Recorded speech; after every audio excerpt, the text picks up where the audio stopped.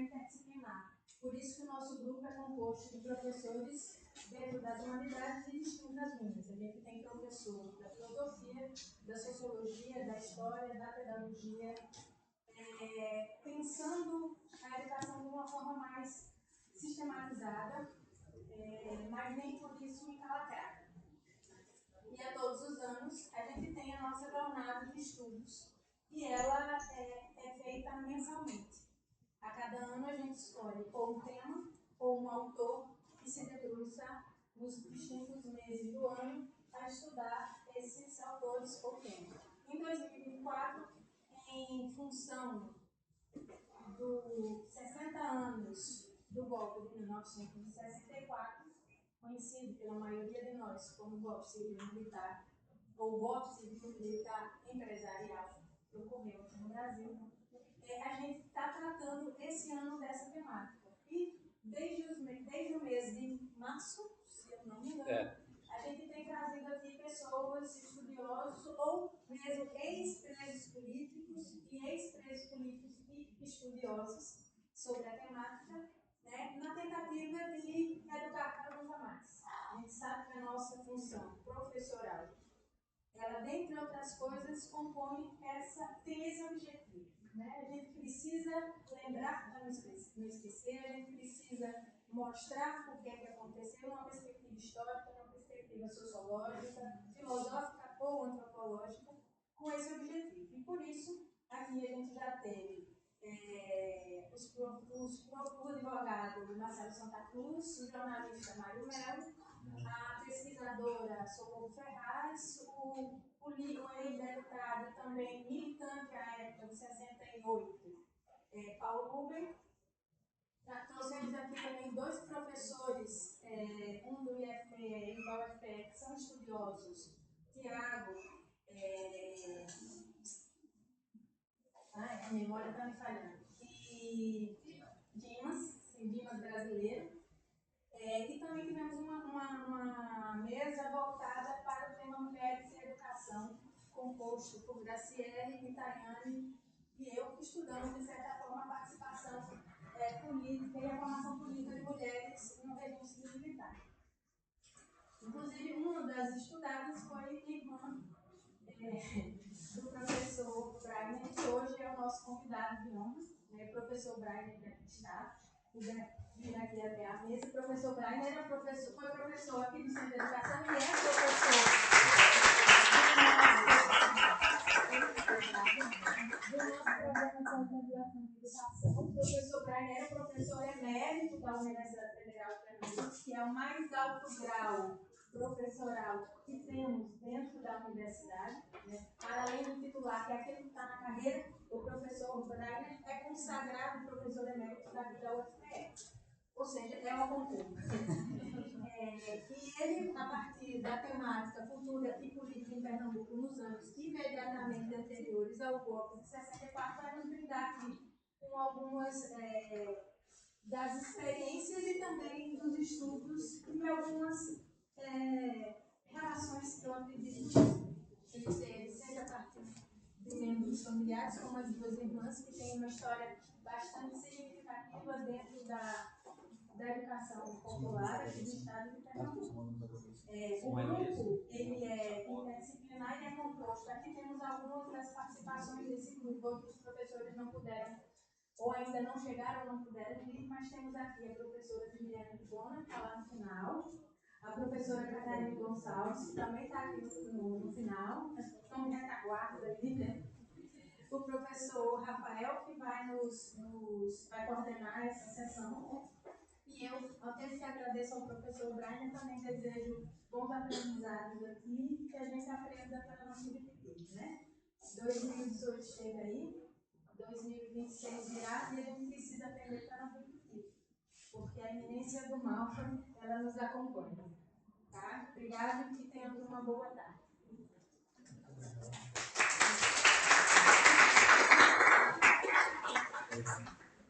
Bom, boa tarde aos presentes. Eu queria agradecer a presença de todos, agradecer a comissão organizadora do evento, a professora Raimane, também aqui agradecer a presença de alguns professores do grupo,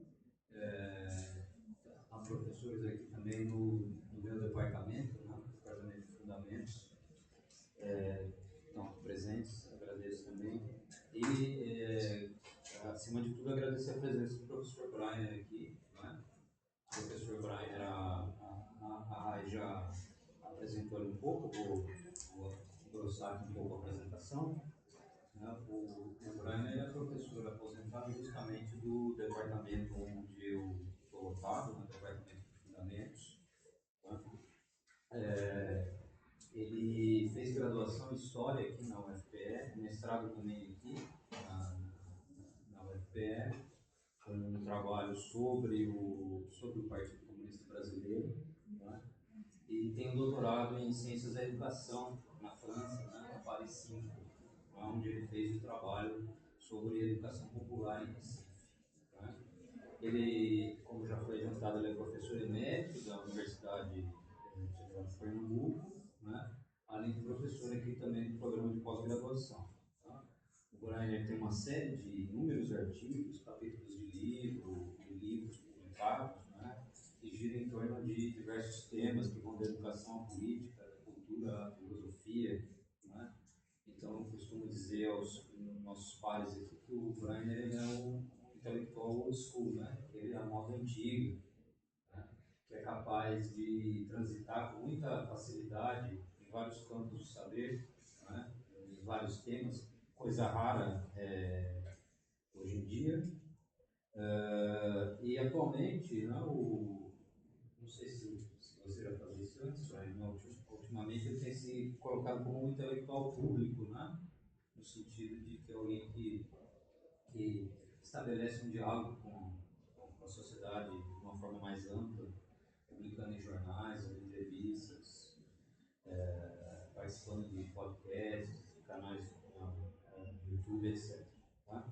E hoje, então, nós vamos ter o prazer de ouvir o Breiner, cuja palestra tem por título Cultura e Política em Pernambuco nos anos imediatamente anteriores ao golpe de 64. Né? Então, é isso. Eu novamente agradeço a presença de todos, eu agradeço mais uma vez a presença do professor Flávio Breiner e passo a palavra. Boa tarde a todos e a todas. São alunos da graduação, né? Pela jovialidade. É um prazer, então, voltar à graduação faz muitos anos, né? Como eu sou aposentado, não posso dar aula na graduação. Estou no fim. Eu não posso dar aula na graduação, fui restrito somente à pós-graduação. Mas a minha paixão sempre foi a graduação. É muito bom encontrar alunos da graduação. Eu agradeço também ao departamento, na figura da professora Railane e do professor Rafael, por esse honroso convite, na verdade, acompanhar os professores. Porque eu gosto muito, ex-professores meus, amigos, colegas, companheiros de algumas jornadas. Para conversar com vocês sobre o que foi o ambiente político e cultural anterior ao golpe de 64, a gente vai voltar muito antes, porque aqueles anos 50 e os anos 60, sobretudo aqui em Pernambuco, são uma tentativa de resposta a problemas históricos, sociais e políticos que haviam sido colocados basicamente no século XIX, desde a formação do nosso Estado Nacional, desde pelo menos 24, quando o Estado Nacional liberal manteve a escravidão. Mas deixa eu começar lembrando de um livro que foi publicado em 1857 na Itália por um cara chamado Cesare Lombroso, que escreveu um livro chamado O Homem Delinquente, o livro está traduzido. Lombroso, quem estudou direito, quem tem alguma ideia de direito, sabe, Lombroso ele fez uma pesquisa, ele era advogado e fez uma pesquisa interessante nas prisões de Bari, na Itália, na cidade de Bari, na Itália, em que ele saiu medindo, veja, saiu medindo com uma régua de Palmer a cabeça das pessoas, que haviam aproximadamente 1.000 prisioneiros, 1.000 encarcerados, que haviam cometido crimes hediondos. Fez então essas medidas cranianas, faciais, etc., e tirou uma média aritmética. E concluiu que existiam 4 tipos de criminosos natos. Você poderia até nem ter cometido crime, mas se você tinha toda a vocação para fazer, tinha. Por isso é que nas carteiras de identidade italianas não tinha fotografia, que era uma invenção francesa. Tinha nome, família, endereço, e dimensões cranianas, que se chamava uma ciência que está sendo criada, chamada de frenologia. E durante muito tempo, a frenologia serviu de base para muitas decisões jurídicas, sobretudo quando médicos eram chamados para opinar sobre a sanidade mental ou sobre a potencialidade criminosa de um acusado. Esse livro teve um efeito decisivo na nossa tradição intelectual universitária, sobretudo com um senhor, professor da Faculdade de Medicina da Bahia, embora ele fosse maranhense, chamado Nina Rodrigues. Veja, Nina Rodrigues era professor de medicina forense na Faculdade de Medicina da Bahia, e quando a cabeça decepada de Antônio Conselheiro foi trazida para a Faculdade de Medicina da Bahia, ele, que era um ambrosiano de carteirinha, tirou as medidas da cabeça de Antônio Conselheiro e concluiu que, pelas medidas cronológicas, trata-se efetivamente de um fanático. Como é que você extrai fanatismo de medidas cranianas? Isso só na cabeça de um ambrosiano. Aliás, entre os criminosos natos estava o epiléptico na cabeça de um Ambrosio. Bom, então isso teve um efeito decisivo aqui na nossa elite intelectual. Lembrando que Nina Rodrigues escreveu 2 artigos para uma revista jurídica do Rio de Janeiro, que ele defendia que nós deveríamos ter, então, um artigo que a gente deveria ter 2 códigos penais. Um para os brancos e um para os negros. Já que os negros não são capazes de entender a natureza moral do crime, eles também não devem ser punidos da mesma forma que o branco. Vão guardando isso na cabeça, né, pessoal? Isso vai reaparecer nos anos anteriores a 64.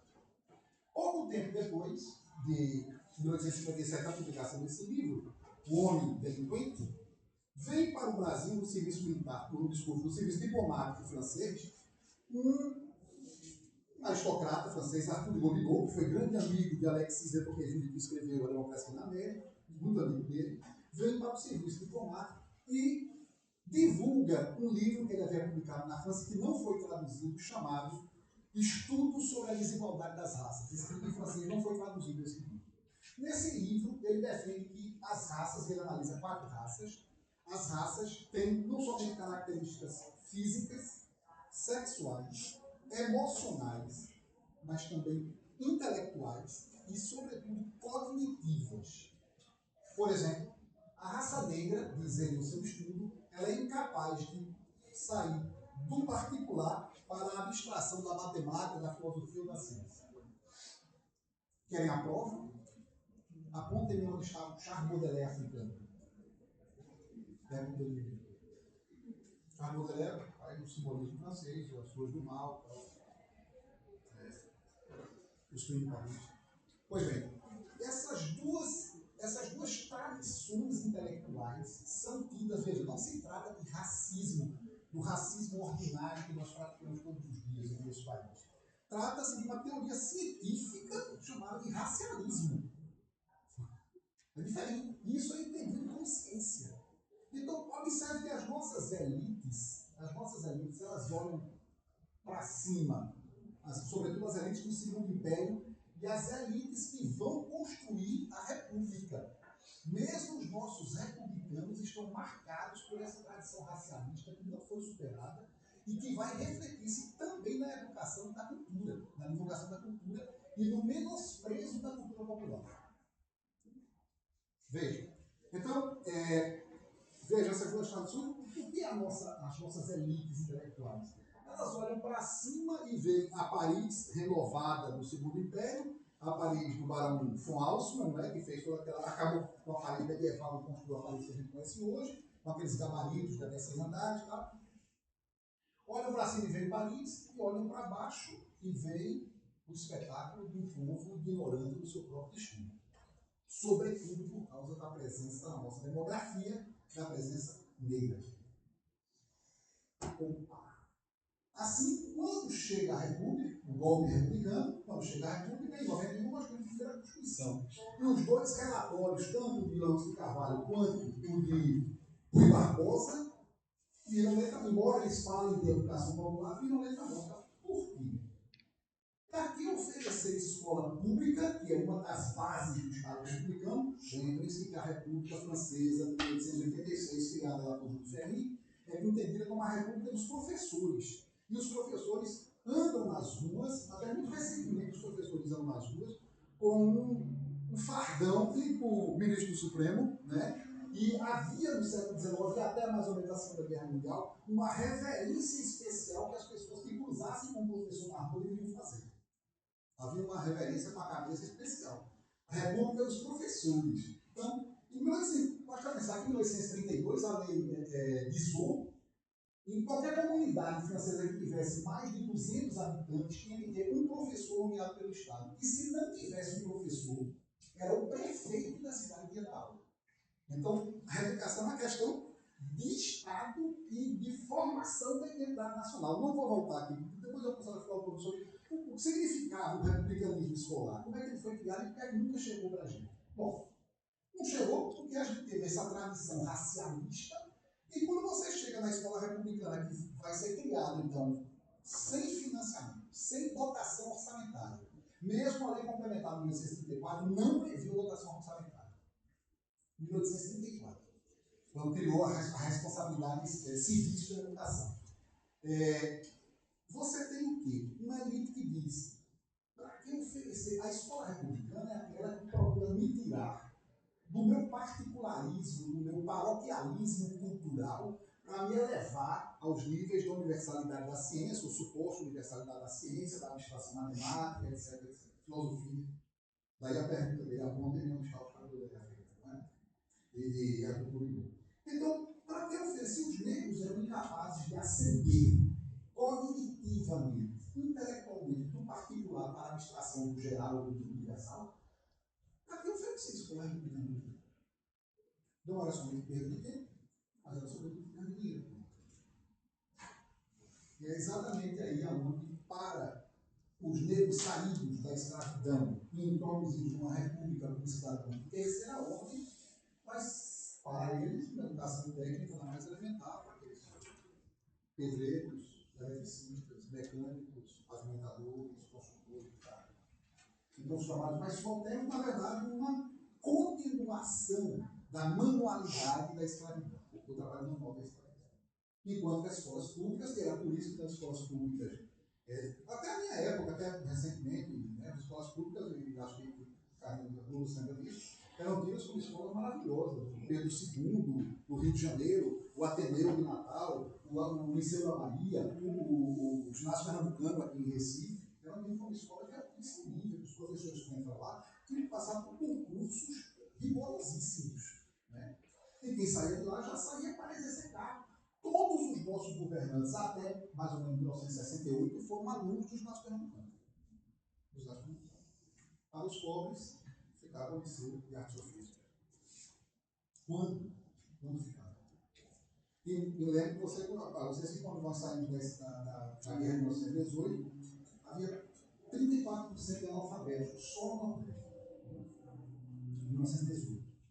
Havia 34% de analfabetos, com idade escolar. Pois bem, então nós entramos na República sem uma escola republicana, sem republicanos efetivamente convictos do que significava o Estado republicano e sobretudo, um profundo menosprezo pelo povo. Lembro rapidamente que em 1870, na famosa Escola do Recife, um dos seus membros, Silvio Romero, propõe o branqueamento da raça brasileira. Em artigo publicado no Diário de Pernambuco. O branqueamento da raça brasileira. Porque a presença negra significava o nosso contínuo atraso civilizacional. E ele propõe o seguinte, que as negras sejam esterilizadas e que o casamento interracial seja proibido. Na famosa escola spenceriana do Recife, em 1970, a famosa escola do Recife, a escola de Tobias Barreto, né, a casa de Tobias Barreto. Prestem bem atenção. Estão entendendo o que eu estou dizendo? Prestem bem atenção. Então vejam. Somente nos anos 20, e agora a gente começa a entrar propriamente no nosso tema, somente nos anos 20 é que nós vamos ter uma primeira preocupação com o que é o brasileiro. O que é ser brasileiro? Nós somos colonizados por portugueses, a nossa cultura é herdada dos negros africanos, dos povos originários, os índios, como a gente chamava, né? Os brancos importados, colonizados por portugueses, depois colonizados por ingleses, depois de 24, e depois da Primeira Guerra Mundial, colonizados por americanos, quer dizer, até hoje, né? Você se acorda, já começa a escovar os dedos com uma pasta americana. Né? Então, quem somos nós brasileiros? E essa pergunta vai ecoar, sobretudo, no movimento modernista de São Paulo, financiado pelos cafeicultores, pelos grandes fazendas, você que é paulista sabe disso, pelos grandes cafeicultores, sobretudo pela família Almeida Prado, que, por exemplo, em 28 vai, Maria Andrade, que é o grande nome, né, do movimento modernista, vai fazer exatamente esse tipo de pergunta. Quem somos nós, brasileiros? O que é que nos caracteriza como povo e como alma nacional? O tema da alma nacional é um tema alemão, do primeiro romantismo alemão, do movimento Tempestade em Ímpeto e Herder, foi um grupo chamado pré-modernismo, que estava preocupado com o que é que faz com que uma nação tenha uma alma. Volksgeist, a alma do povo é que dá a característica identitária de uma nação. Quando brasileiro gosta de futebol, brasileiro gosta de churrasco, brasileiro gosta de cachaça e de feijoada, americano gosta de hambúrguer e de Coca-Cola, francês gosta de queijo podre com vinho, né? Alemão gosta de cerveja forte, italiano gosta de macarronada. Quer dizer, como se essas coisas definissem o caráter nacional. A ideia de caráter nacional é uma ideia que vai coexistir desde o nosso romantismo até, basicamente, a publicação do livro de o Caráter Nacional Brasileiro, de Dante Moreira Leite, em 1954, a tese dele particular, catedrático na época da Universidade de São Paulo, que ele desmoraliza essa ideia do caráter nacional, da alma nacional. Mas é um tema do romantismo. E lembre-se que um grande nome do nosso romantismo, como por exemplo Zé de Alencar, quando ele escreve Guarani, que eu li quando eu era do Colégio de Aplicação, Peri, você já leu o Guarani? Peri, como é que ele fala? Ó, voz, Dom Antônio Bolista, ele fala como um português castiço das cortes de Lisboa. Um índio. Quer dizer, a gente não tem a menor ideia do que significa um falar nacional, um falar errado brasileiro, como vai dizer depois o Manuel Bandeira, né? Um falar gostoso, mas errado brasileiro, né? E é com Maria Andrade que a gente vai ter pelo menos duas grandes viagens etnográficas, que ele vai chamar de viagens etnográficas. Uma financiada pela família Penteado, para o Amazonas, de São Paulo, e a outra que vem do Nordeste do Brasil, passa pelo Recife, pelo mercado de São José. Ele era músico, professor do conservatório de música de São Paulo. Ele anota os repentistas, né? Mostra como é que funciona aqueles repentes, aqueles desafios que aqui existia até pouco tempo atrás, ali naquela pracinha no mercado de São José. Não sei se alguém pegou isso aqui, duas lembram? Ali. Não tem mais.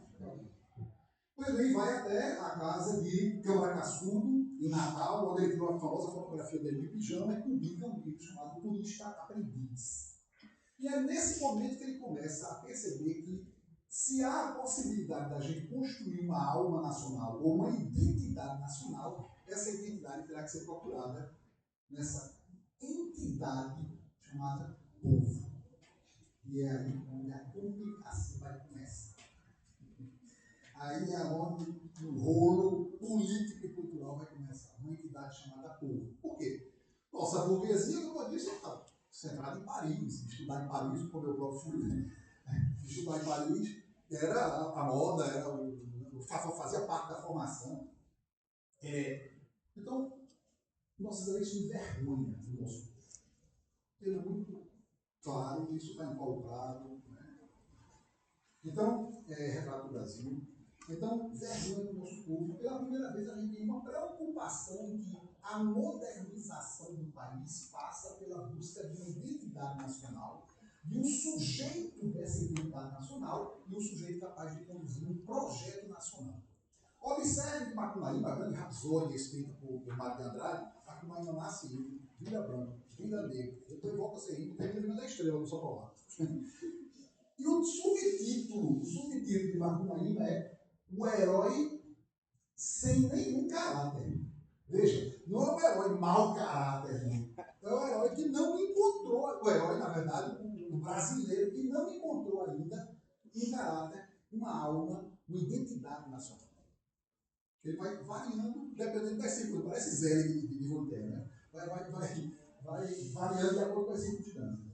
E, no mesmo ano, 28, Oswald, ele se danava pelo chamado Oswald. Oswald de Andrade publica o Manifesto Antropófago, não é antropofágico, é antropófago. E ele está com a famosa frase, tupi or not tupi, eis a questão, né, de Hamlet, né? Então, ele diz que a melhor coisa que os nossos índios fizeram foram canibalizar o bispo Sardinha. Vocês sabem da história, né? O bispo Sardinha ele era arcebispo, na verdade, de Salvador, e foi lutado para fora, porque ele tinha um gosto pelo alheio, como se diz, né? E ele pôde roubar. E ele levou tantas peças de ouro no navio, o navio afundou. Ele roubou tanto. E quando chegou na Praia do Francês, aqui na Lagoa, o navio dele afundou. E ele conseguiu se salvar e foi nadando, sei lá, flutuando até a praia. Claro, quando ele chegou na praia, os índios capitaram começou o nome Sardinha. Mas ele diz que Oswald de Andrade diz o seguinte. Até hoje não encontraram o navio. Não encontraram, né? Não encontraram. Então, não foi por falta de tentativa, já tinha saltado. Então vejam, essa canibalização do bispo Sardinha significava que a aquisição de uma identidade nacional passava pelo canibalismo cultural. Mas o canibalismo significa precisamos deglutir cultura europeia para vomitar cultura nacional. Manifesto antropófago. Para vomitar cultura nacional. Então não se trata de recusar o europeu. Não se trata de recusar a língua portuguesa. Trata-se de digeri-la, mas para que a gente possa, então, falar o português nosso, valorizar as nossas tradições, a nossa cultura que vem de baixo, que nós nunca respeitamos, a não ser a natureza do folclore, ou seja, uma permanência do rural e do atrasado no moderno. E assim se define praticamente o folclore. A permanência do atrasado, né, da nossa cultura. Pois bem, então a partir daí começa a surgir todo um conjunto de intelectuais preocupados com a ideia de formação. Vocês pegam os livros dos anos 30 e até os anos 50, o que é que você tem? Casa Grande de Cesaro, o subtítulo é Formação do Patriarcado Brasileiro. Formação do Brasil Contemporâneo, vai para junto. Formação Histórica do Brasil, Nelson Nex Sodré. Formação da Literatura Brasileira, Antônio Franco. Então, como se o Brasil ainda fosse um país em formação, ao ponto de que Carlos Augusto escreveu Ideologia da Cultura Brasileira, Carlos Guilherme Mota, no livro dele, Ideologia da Cultura Brasileira, o capítulo que trata disso chama-se Os Redescobridores do Brasil. Redescobridores do Brasil. Onde ele vai juntar todos os personagens, inclusive o próprio Sérgio Buarque de Holanda, Gilberto Freire, nosso, né, Casa Grande de Cesaro, que é em 33. E, pela primeira vez em Casa Grande de Cesaro, a gente vai ter uma teoria não racialista da cultura. O problema não é racial, não é racialista. Primeiro, construir, não é cultural. O problema da impossibilidade de oferecer cultura para essas pessoas. Mantê-las dentro de uma relação de Casa Grande de Cesaro, que as nossas casas até hoje repetem quarto empregado dentro do apartamento. A gente repete a mesma estrutura. Mas estou lembrar também para vocês que os prefeitos, o primeiro prefeito do Recife, e o único, foi José Mariano. Em 1896 foi o primeiro prefeito eleito no período republicano. 1896. O segundo eleito foi Cid Sampaio, foi Pelópidas da Silveira, em 1958. Quantos anos? 58 mais 4, 62 anos depois. As capitais não elegiam seus prefeitos desde 1900. Não elegiam. Era indicado pelo governador. Na verdade, pelo presidente da província. Até 30, né? E depois continua. Então, vejam. Essa questão, portanto, da formação vai se prolongar nos anos 40, nos anos 50 e vai chegar até 64. Então, o que está em jogo nessa quadratura histórica que vai, pelo menos de 22, mas mais caracterizada a partir pela nossa intelectualidade pensante, a partir dos anos 30 até os anos 60, nesses 30 anos, o que a gente tem é uma busca da identidade nacional, mas, sobretudo, uma busca de um agente da transformação nacional. Quem? Calma lá. Nós tínhamos um retrato do Brasil, nós tínhamos um levantamento sobre a nossa natureza sociológica. Pela primeira vez a gente faz pesquisa de campo propriamente dito, como fez, por exemplo, Câmara Cascudo, e como fez o próprio Gilberto Freire. Porque toda a nossa tradição sociológica, dos Oliveira Viana, dos Roberto Costa, era simplesmente copiar textos do weberianismo e repetir esses textos, sem nenhuma pesquisa de campo. Quando Gilberto Freire, professor da Escola Normal do Recife, ficava ali onde é hoje a Câmara de Vereadores, da Faculdade de Direito. Quando ele foi ensinar sociologia e pediu para que as alunas do curso normal fossem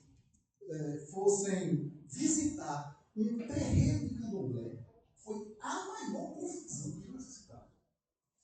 Um horror, foi para os jornais, rádio, etc. Vocês viram como é que é, né? Em que ambiente a gente nós somos formados culturalmente. Então, quando a gente chega em 1952, uma reunião na Mantiqueira, na Serra da Mantiqueira, no Rio de Janeiro, funda um grupo chamado ISEB, Instituto Superior de Estudos Brasileiros, do qual falam parte os grandes nomes da nossa intelectualidade, Hélio Javari, de Álvaro Vieira Pinto, o próprio Nelson Fernandes Sodré, que tem escrito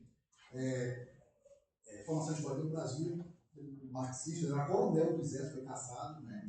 Nelson Fernandes, e mais uma série de outros intelectuais que estão elaborando praticamente uma ideologia. Há um livro sobre isso, que Caio Navarro Moreira, chamado ISEB, Fábrica de Ideologia, e que toda a ideologia nacional desenvolvimentista está sendo desenvolvida a partir dali, e que vai servir de base para o desenvolvimento do período de JK, que vai de 55 a 60.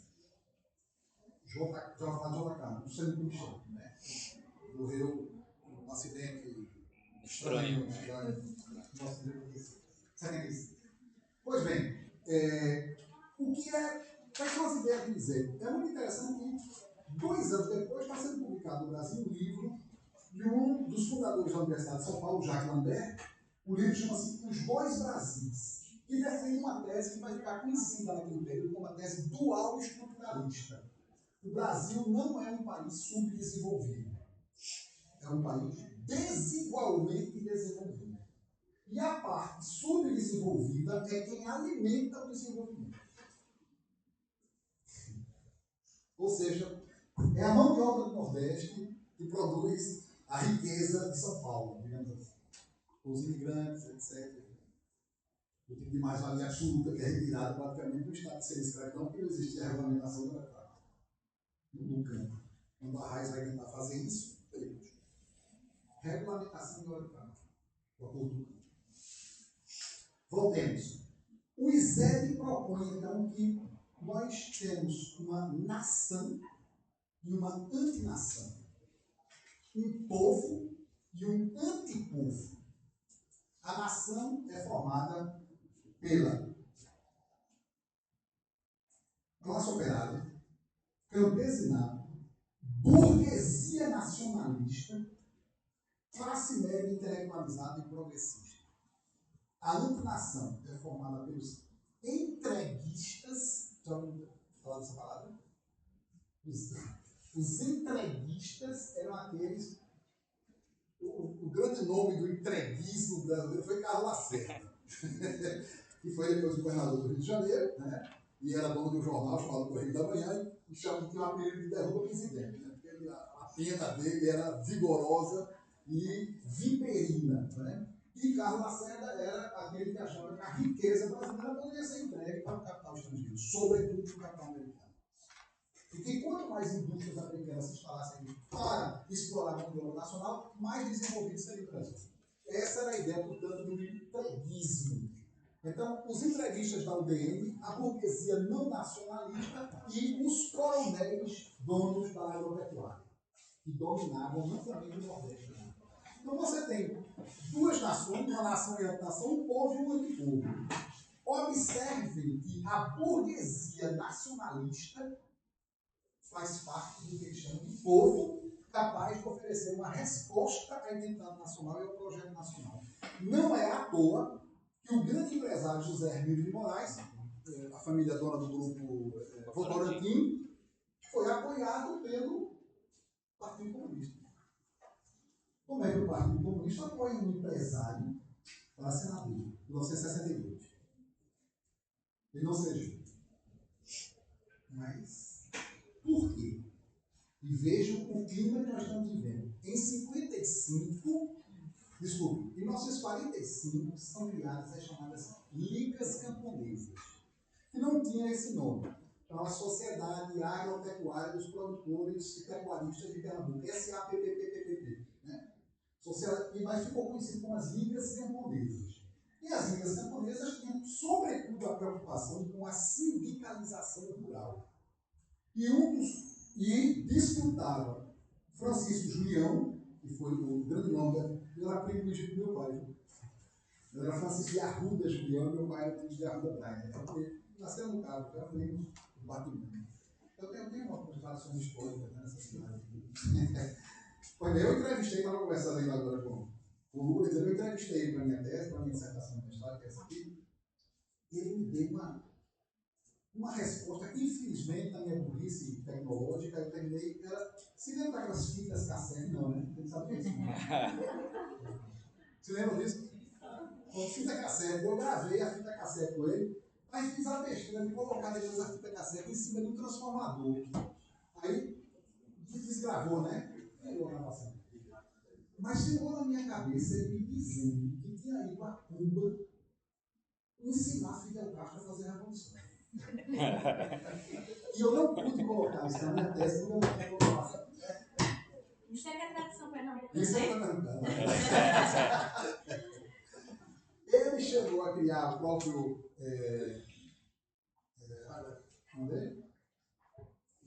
Julião. Ele chegou a criar em Anápolis, em Goiás, uma base foquista. Sabe o que é o foquismo? O foquismo é a teoria que inspirou a Revolução Cubana. O foquismo foi teoricamente elaborado por um cara chamado Regis Debray, que eu não sei se ele está vivo, mas ele foi ministro de Mitterrand, alguns anos, François Mitterrand na França, alguns anos atrás, ministro da Comunicação. E escreveu um livro chamado A Revolução Dentro da Revolução, que era a teoria foquista que inspira o guevarismo, que inspira a teoria foquista da Revolução Cubana, que é diferente da Revolução Francesa, que é diferente da Revolução Russa, tal, que é outro show. Outra metodologia revolucionária, digamos assim. Pois bem, o rapaz que tinha de ensinar a Fidel a fazer a revolução tenta fazer aqui, não deu certo, ou seja, o professor fracassou, o aluno venceu. Né? A criatura superou o criador. Em Anápolis, os paraquedistas do segundo exército caíram em cima da base foquista de Anápolis, prenderam e 2 dias depois soltou todo mundo, vianeiros, apenas camponeses inofensivos. Esse mesmo padrão revolucionário foi do MR8, do Movimento de Liberação Nacional, tanto de Marighella quanto de Karl Marx. Mesmo tipo de movimento, né, que também fracassou redondamente. Né?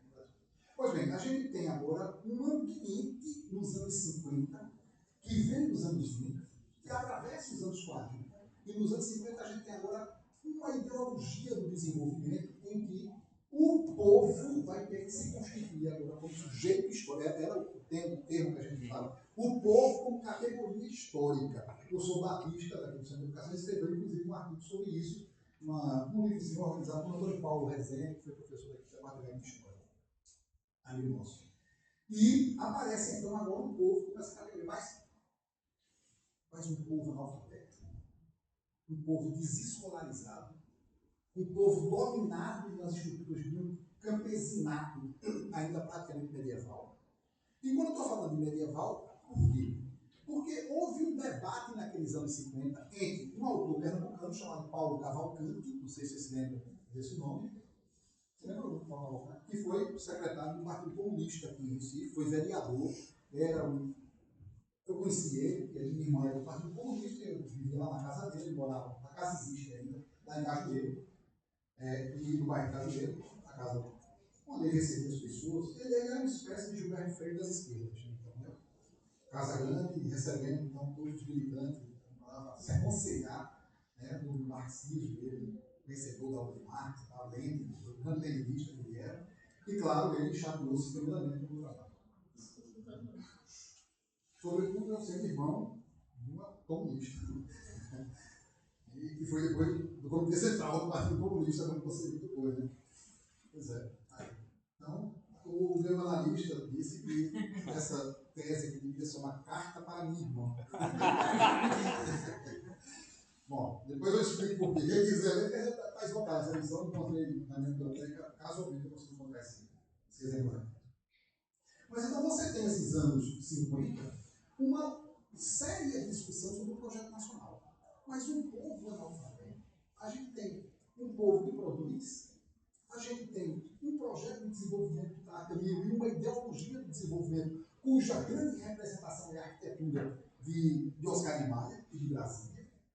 A gente tem um país que está começando a aparecer no cenário internacional, seja através da bossa nova, seja através do carnaval, seja através do cinema novo, seja através do teatro, seja através de uma pedagogia. E aí a coisa vai começar a se complicar. Nós temos um povo maravilhoso agora, entendido como um povo maravilhoso, dotado de uma cultura recém-descoberta, de uma cultura riquíssima com todas as suas manifestações. O Nordeste, então, nem se fala, é o C. E veja as teses de Ariano Suassuna. Era exatamente todo o movimento mundial está baseado nisso. O celeiro brasileiro da cultura popular é o Nordeste. E podíamos dar uma resposta erudita a partir de uma tradição popular. Eu fui aluno de Ariano Suassuna 2 vezes. O melhor exemplo de uma existência estetizada era ele. Né? Ariano não, eu dava muita carona para ele, porque ele não dirigia. Ele nem dirigia, nem gostava de andar de avião, vestia sempre a mesma roupa, o mesmo padrão de roupa e tal. Né? E ele era engraçado, as aulas dele eram engraçadas, divertidíssimas. Né? Eu me lembro quando eu fui aluno disso, só para vocês terem uma ideia. Quando eu fui aluno de Ariano, eu fui 2 vezes, primeiro na faculdade, arquitetura, eu comecei a fazer arquitetura, mas depois desisti. Quando eu fui aluno da faculdade de arquitetura, ele dava estética. E um aluno, eu acho que parecido com o John Lennon, aqueles óculos assim que decidiram, assim, cabelo grande, bolsinha de couro e tal. Ele pergunta, não me lembro tanto, veja. Ele pergunta a Ariano, você acha que o rock and roll é um som universal? Ariano Paulo disse, meu filho, olha, som universal eu só conheço 3. Arroz, espirro e aquele outro. Mas ele sentou isso. Mas isso que parecia ser uma brincadeira de Ariano é exatamente o espírito característico do que ele pensa que é uma estética cultural. Uma cultura estética. Baseada nos particularismos e não no universalismo. São os particulares que definem a identidade e não uma razão universal, uma universalidade no conceito. Então, isso era a legislação. E esse ambiente está sendo criado e mobilizado. Em 1950, entre 1954 e 1958, Pernambuco foi governado por em 54 morre Agamenon Magalhães, e em 55 assume o governo de Pernambuco um general que se passa por civil, gaúcho que se passa por pernambucano, o denista que se passa por percebista. Quer dizer, um homem de dupla personalidade chamado Cordeiro de Farias. Cordeiro de Farias instaurou um tal regime de perseguição política nesse período que ficou conhecido como o quadriênio do terror. Veja, então foi o título que os jornais comunistas davam a esse período, quadriênio do terror. Em 1955, Recife recupera o direito de eleger pela primeira vez o prefeito. Quem se elege? O professor daqui da faculdade da Universidade Federal de Pernambuco, professor Pelópio da Silveira, engenheiro Pelópio da Silveira, pelo PSB, pelo Partido Socialista Brasileiro, e não tem nada a ver com o PSB de Dona Renata Campos. Nada a ver. De João Campos, Eduardo Campos foi um aluno. É negociante também. Eu devia ter deixado para de ensinar muito tempo. Eu sou um fracasso, né? Minha culpa é minha máxima culpa. Então, observe então que se elege Pelópio da Silveira e Pelópidas cria um sistema de consulta popular utilizando o Teatro Santa Isabel, que foi construído no século passado, né, século XIX, por uma missão francesa que veio para cá, trazida pelo Pão da Boa Vista, Francisco Moreira de Barros, e ele faz a primeira ideia de orçamento participativo surge com a prefeitura de Pelópio da Silveira, que reunia lideranças de bairro, lideranças locais, para discutir uma vez por mês no Teatro Santa Isabel como iria ser aplicado os recursos do município. Recife não tinha uma rede municipal de educação, embora tivesse as chamadas escolas mínimas. O professor André Gustavo está trabalhando sobre isso, está fazendo levantamento sobre isso, antes mesmo do município. Não existia. Em 1955 se forma também uma frente ampla que participa anarquista, socialista, comunista, nacionalista, burguesia nacional, classe média, chamada de Frente do Recife. Já ouviu falar? Tem um estudo sobre a Frente do Recife, uma dissertação já escrita pelo professor José Arlindo Soares, que está vivo ainda, ele foi professor dessa universidade, já foi curso de ciência social há muitos anos. José Arlindo está vivo ainda, escreve. Um texto muito interessante. E essa Frente do Recife vai conseguir eleger, logo a seguir, uma frente popular, chamada Frente Popular do Recife. Elege quem? Um usineiro. Quer dizer, vejam que quadratura estranha em que o Partido Comunista quer eleger para senador em 62 um riquíssimo empresário brasileiro, dono do Grupo Votorantim. Aqui elege o dono da usina estreliana para governador do estado, Cid Sampaio. Já ouviu falar, né? Cid Sampaio. Bom, em 58, Nelson Ferreira faz um frevo do carnaval. Em 1958 sai o frevo quando o povo decide e decide. Quando o povo decide cair na frevança, não há quem aguente, não há quem segure. Então, foi o frevo mais sucesso em 1958, quando ele se elegeu à frente do Recife e coloca na prefeitura do Recife, no governo do estado, comunistas. Gente do Partido Socialista, gente do Partido Comunista, mas ele tinha sido eleito pela UDN. Ele é da UDN. Exatamente aquele partido entreguista de Lacerda. Vejam que a gente está numa panorama complicadíssima de conflitos ideológicos, culturais, de projetos diferentes se debatendo no mesmo lugar, no mesmo momento. Pernambuco. Quero lembrar para vocês que Recife, junto com São Paulo e Brasília, Rio de Janeiro, São Paulo e Recife, são as únicas capitais do Brasil que têm um consulado americano. E uma embaixada em Brasília. Por que Recife? Ele é antigo, ele vem em 1924, foi instalado em 1824 e veio para cá. Mas por que Recife? Qual é a importância? Entre 1962 e 1964, tinham 18 adidos culturais no consulado do Recife. Todos agentes da CIA. 18. Por quê? Porque Pernambuco, com as ligas camponesas, com a presença do Partido Comunista, com o governo socialista da capital, e logo a seguir com Miguel Arraes, prefeito, e logo depois, governador, a próxima Cuba ia ser Pernambuco. Atenção. Um irmão do presidente dos Estados Unidos, Robert Kennedy, vem a Pernambuco para o engenho Galileia, onde tinha surgido exatamente as camponesas, para oferecer de presente um gerador de energia. E, quando quando ele se dirigindo ao povo, sempre traduzido, o que é que vocês querem mais dos americanos? Uma pessoa no meio do campo de cidade, queremos que vocês saiam daqui.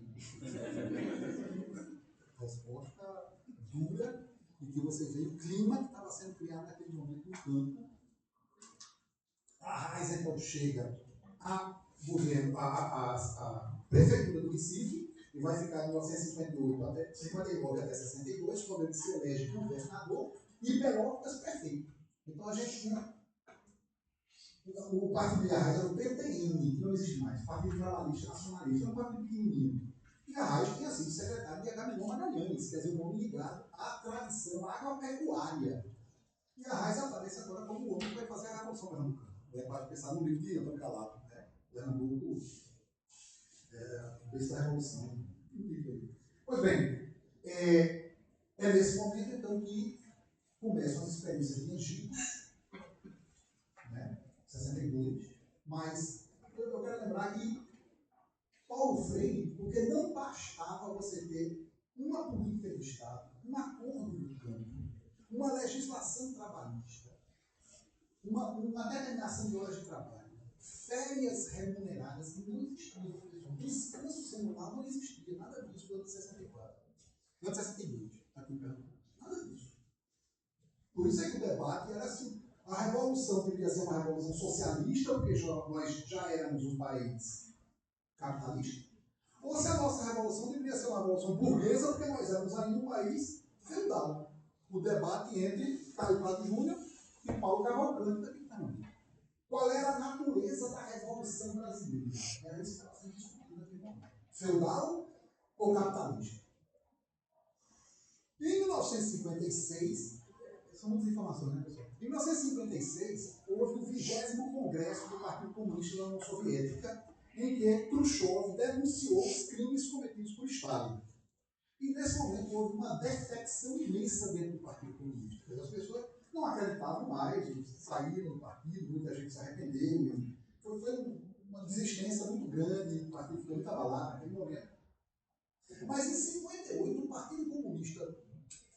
Partido Comunista Brasileiro se chamava originalmente Partido Comunista do Brasil, quando foi fundado em 22. Depois é que mudou, porque não poderia ter o nome do Brasil. Passou a ser brasileiro. E o Partido Comunista do Brasil foi fundado em 61.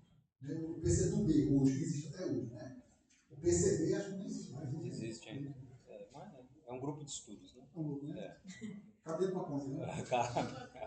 Pois bem, obviamente tem um tempo aí, tá? Tá tranquilo, é só para saber se está gravando. Pois bem, então em 58 é publicado uma chamada Declaração de Março, uma declaração de março da chamada Convivência Pacífica, que vinha da União Soviética, que era quem mandava no movimento comunista internacional, através do Comintern, né, que vai existir até então, para que o proletariado, o Partido Comunista e as classes revolucionárias se aliassem com as chamadas burguesias nacionais. Então se tratava de uma política de esquerda articulada com a burguesia nacional que explorava esse mesmo problema. Veja o ambiente que a gente está vivendo. Por isso, a eleição, quer dizer, a candidatura de Cid Sampaio, apoiada pelo Partido Comunista, ou de Zé Hermínio de Moraes, apoiada também pelo Partido Comunista, do Senado, em 62. Mas, em 62, em 1960, ainda na Prefeitura do Recife, é criado não somente o MCP, lembrando que, em 59, o professor Paulo Freire perde um concurso para professor catedrático da antiga Universidade do Recife. O curso de pedagogia ficava na Escola de Belas Artes, lá na Benfica. Ele existe. Você foi diretor lá, né? Aquele que é o quê? FACEP. Não, o Defronto. É o Centro Cultural Benfica. Ah, pronto. Onde fica hoje o Centro Cultural Benfica, ficava a Escola de Belas Artes. E o professor Paulo Freire, que faz a tese dele sobre a atualidade nacional, sobre a educação e a atualidade nacional, a atualidade brasileira, a tese catedrática dele, e concorre com Maria do Carmo Tavares de Miranda, de Vitória de Santo Antônio. Maria do Carmo, ela foi a única assistente estrangeira de Heidegger. Martin Heidegger, o autor de Ser e Tempo, né? Grande filósofo, né? Do esquecimento do ser, foi a única. Ela falava 11 línguas. entre as quais o aramaico. Se ela se encontrasse com Jesus, ela falaria na Bíblia de Jesus. Falava grego, latim. Eu assisti uma conferência dela uma vez, a minha curiosidade infantil. Em qual língua? Não, foi em português. Aqui no Cefish ela fez uma apresentação em 1975, eu já estava na minha faculdade, fui assistir uma palestra dela, uma tarde aí, lá no 10º andar do Cefish. Não me lembro nem o que era. Eu sei que ela citava inglês, latim, alemão, sem traduzir. Sem traduzir. Você que se ligasse. A única coisa que eu queria dizer, não foi boa tarde e até logo, obrigado. Mas assisti. Essa lembrança eu tenho dela. E ela defende uma tese sobre o conceito de história entre os hebreus. Quem ganhou o concurso? Vejam o clima. Conceito de história entre os hebreus, uma tese eruditíssima. Quem estava na banca, o professor alinhando seu assunto. E ela ganhou o concurso e Paulo Freire, então é chamado pelo colega dele, que depois se torna reitor, que é João Alfredo, né? João Alfredo da Costa Lima, que acaba de ser eleito reitor, e era professor. Ele era médico, ele era professor de anatomia na Escola de Belas Artes. Professor de anatomia, para explicar para o funcionamento do corpo, tá, o detalhamento. E chama Paulo Freire, então, já que tinha perdido o concurso, para a criação do Serviço de Extensão Cultural. 1961. O Serviço de Extensão Cultural.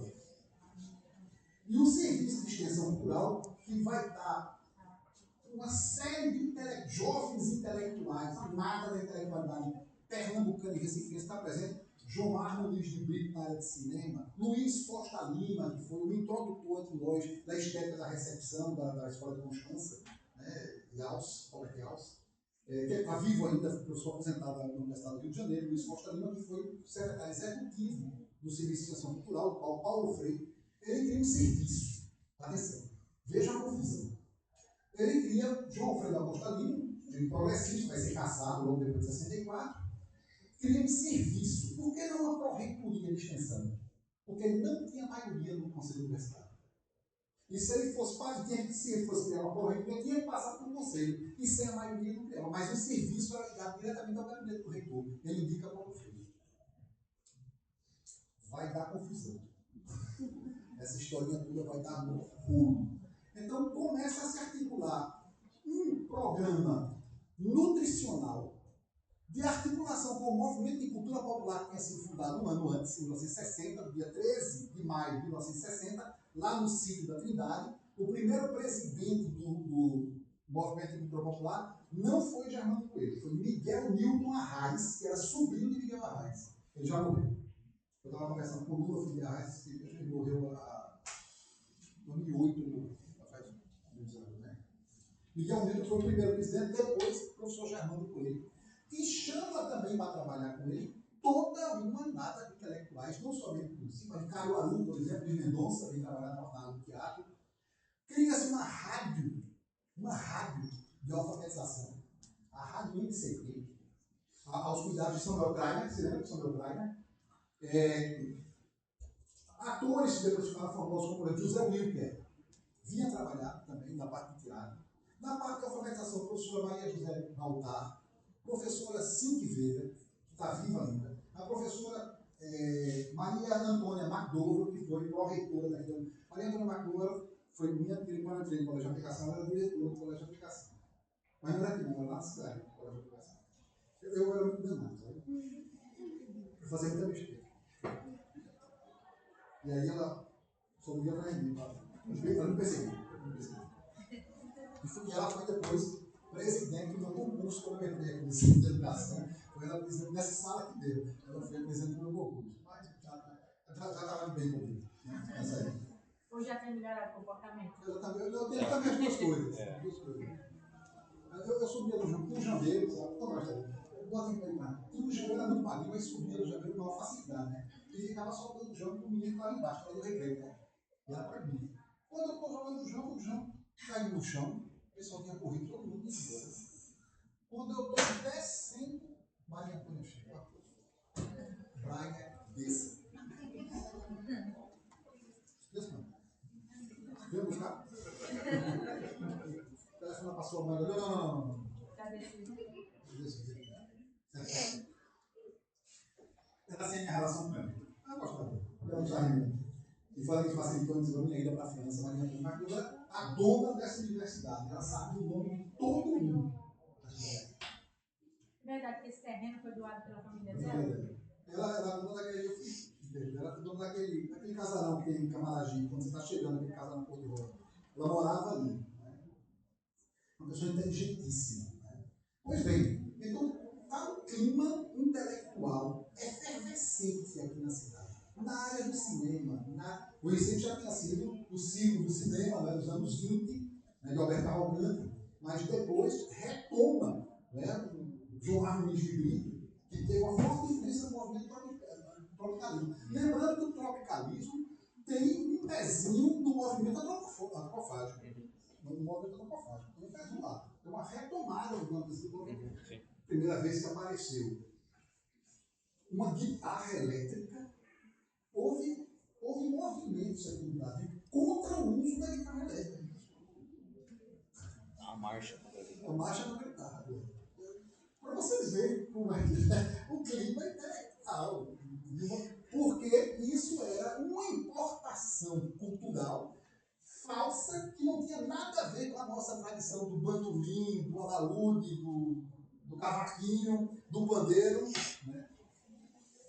Quando, e isso vai se prolongar, quando Benito de Paula quer fazer samba no piano, Paulinho da Viola faz aquela música, tá legal, eu aceito o argumento, mas não me altere o samba tanto assim. Você lembra disso? Essa discussão sobre nacionalismo cultural que surge continuou durante muito tempo. A globalização foi que destruiu essa ideia de identidade nacional. O que é identidade nacional? Pois bem, né? Então, naquele momento, a gente tem o movimento de cultura popular, o professor Paulo Freire, que dá apoio ao movimento de cultura popular, mas um apoio inicialmente irrestrito, se utilizando, inclusive, do movimento de cultura popular para fazer o trabalho de extensão da universidade, com gente de altíssimo gabarito, né? A rádio universitária, chamava-se Rádio Universidade, que foi hoje Rádio Paulo Freire, né? Onde eu tenho um programa. Conversa com o Flávio Braz, se quiser assistir, quer se interessar, né? Então você tem um clima de extrema efervescência ao ponto de que os olhos do Brasil estão todos voltados para Pernambuco. Não somente do ponto de vista cultural, do ponto de vista político, a Raiz consegue fazer o acordo do campo, obrigando os latifundiários e os usineiros a assinarem um documento trabalhista que garantia aos trabalhadores do campo, saídos da escravidão, na verdade, recém-saídos da escravidão, ou melhor, ainda dentro da escravidão, a terem direitos trabalhistas, férias pagas, repouso semanal, horas de trabalho, assistência médica do sindicato. Então, observe que a coisa estava se organizando no campo e tornando as coisas perigosas, sobretudo porque o movimento de alfabetização pelo rádio, como eles estavam agora recebendo salário mínimo, todo mundo estava comprando relógio, o pessoal dizia que é o relógio do governo, é o relógio de uma paia-raia. Você vê, o paternalismo entre nós Vargas. E a Raiz era chamada de paia-raia.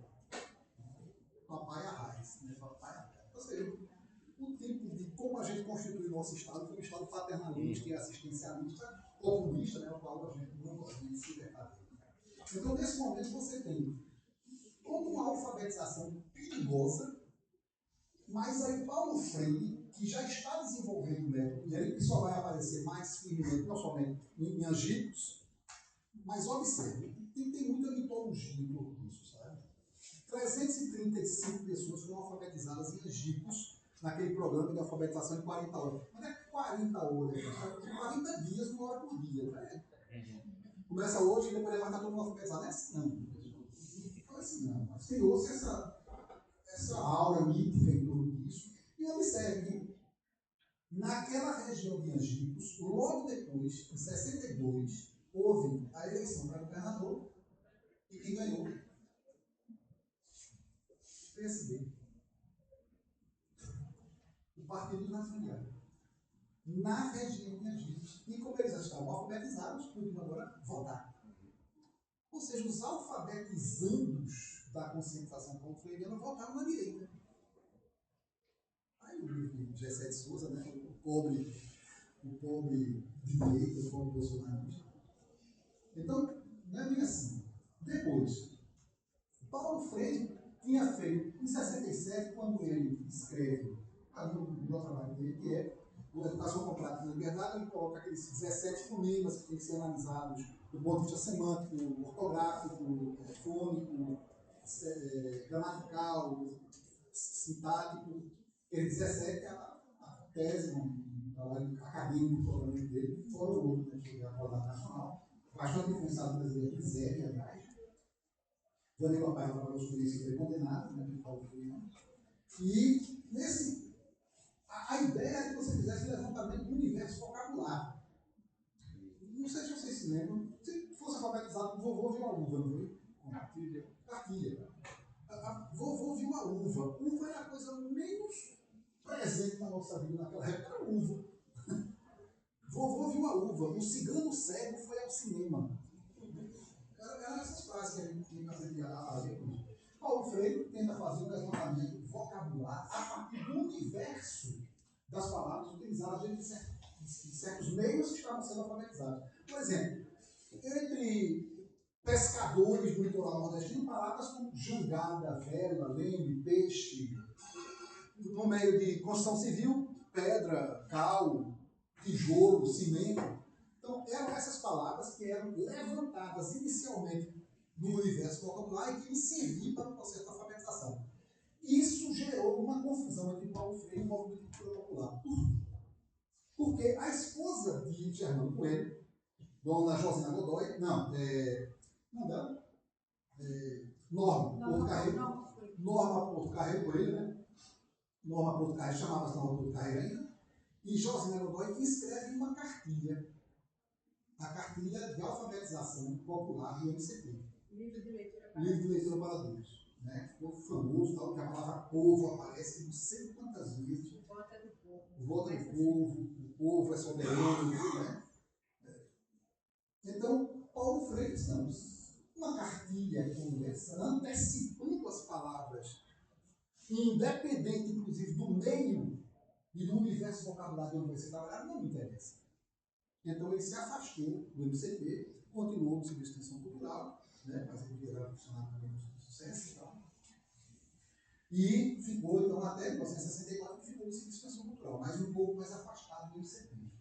Mas o MCT, e é preciso que a gente entenda toda essa época, para a gente já ir terminando, toda essa época tem uma preocupação. Quando a gente está falando de uma pedagogia popular, de uma educação popular, não se trata propriamente de uma ideia de educar o povo, uma educação para o povo, uma educação que vem do povo, ou uma educação com o povo. Não, esqueçam esses conectivos. Trata-se de uma educação para formar um determinado conceito do povo. E esse conceito está na cabeça dos intelectuais. Inclusive do povo. Quem é esse povo? Por que é um povo? É um povo, como dizia Tom Jobim, né? O povo é bom, mas não presta. Por que ele é bom? Porque ele tem uma cultura riquíssima e é nessa cultura onde nós vamos buscar as palavras e o universo que vai oferecer à nação uma resposta cultural, popular. Mas por que não presta? Porque o povo é alienado, despolitizado.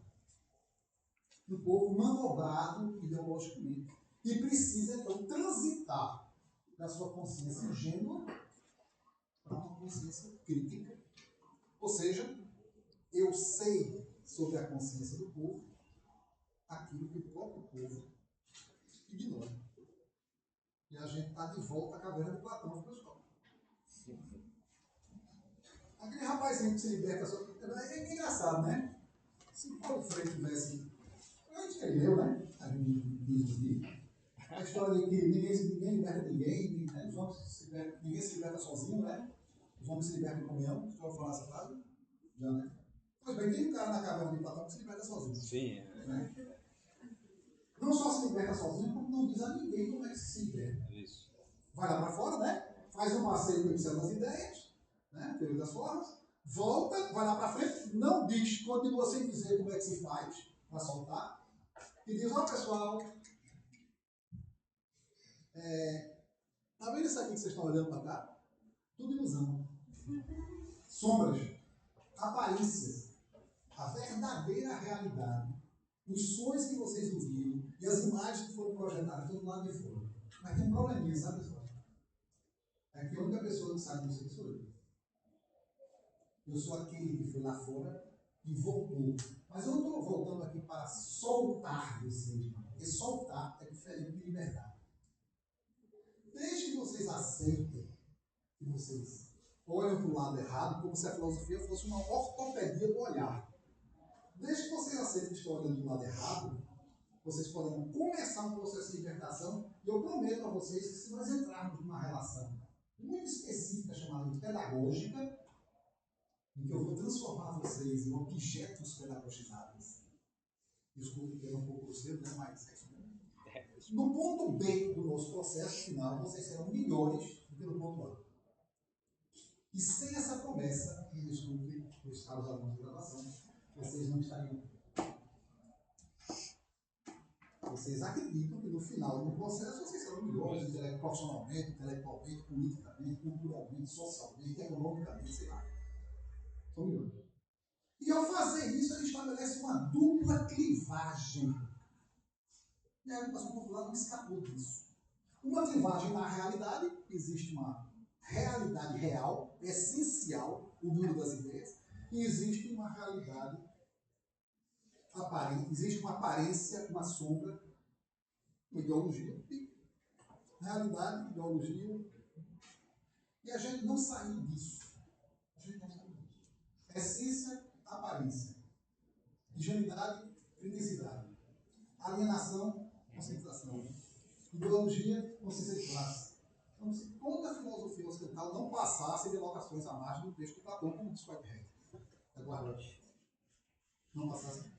E a educação popular também tem esse caminho. Dupla clivagem. Uma clivagem na realidade, dividida agora entre a essência e a aparência, sendo tarefa da filosofia e da vida especulativa transitar de um para o outro. Mas uma clivagem dos homens. Os homens da episteme, no caso, único, que se libertou, sozinho, ninguém sabe como. E vocês que são homens da doxa, da simples opinião. Aquela mesma opinião que matou Sócrates, Milito e os representantes da Assembleia que condenaram Sócrates sem nenhuma razão, introduzindo novos deuses e o bom Deus dele. E a partir daí, toda uma tradição ocidental pedagógica, filosófica, o ódio que Platão tem da democracia, o lugar do filósofo não é na praça pública. Por isso ele foi na academia. E depois o ensino de Aristóteles. Ele foi na academia. E as nossas universidades ainda são lugares separados da realidade. Ao ponto de você ter um lugar cercado. Com uma boa saída. Onde o que acontece aqui não pode ser visto por quem está lá de fora. Quem está passando aí lá de fora não sabe o que vai acontecer aqui dentro. Que tipo de subversão está ocorrendo aqui? Ou que tipo de manipulação está ocorrendo? Vocês podem achar que eu não manipulo vocês. Está no meio de vocês. Mas sobre aquilo, não achem que eu estou conscientizando vocês, que essa não é a minha tarefa. Aliás, eu nunca nem me... Vejam, só onde eu concordo para terminar. Eu acho que ninguém se liberta sozinho. Ninguém liberta ninguém. Os homens se aprisionam mutuamente.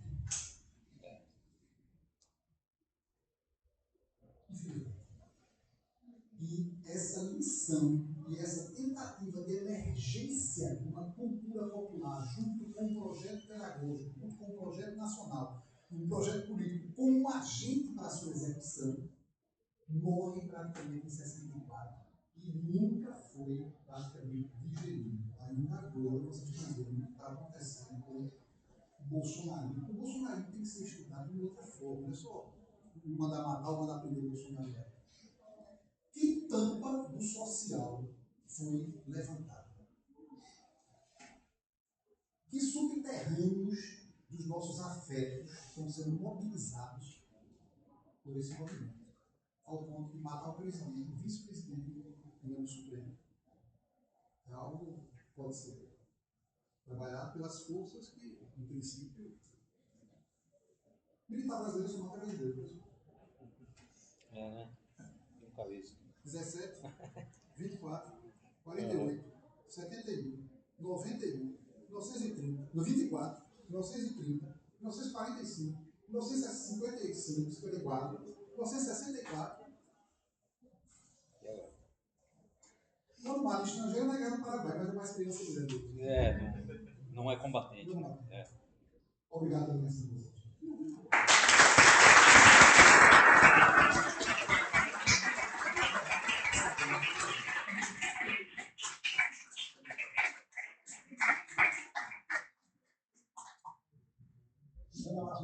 Muito bem, obrigado Obrigado também.